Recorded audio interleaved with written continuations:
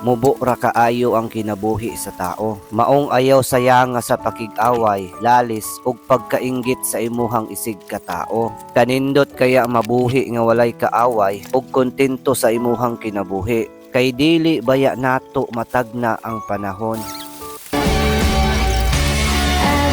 Hindi man tayo pinalad sa buhay na masagana. Wala man tayo ng mga bagay na magagara at magaganda. Ang importante, hindi tayo humingi at nagmamakaawa sa iba. Bagkus, patuloy tayong nagsusumikap at lumalaban ng parehas kahit mahirap.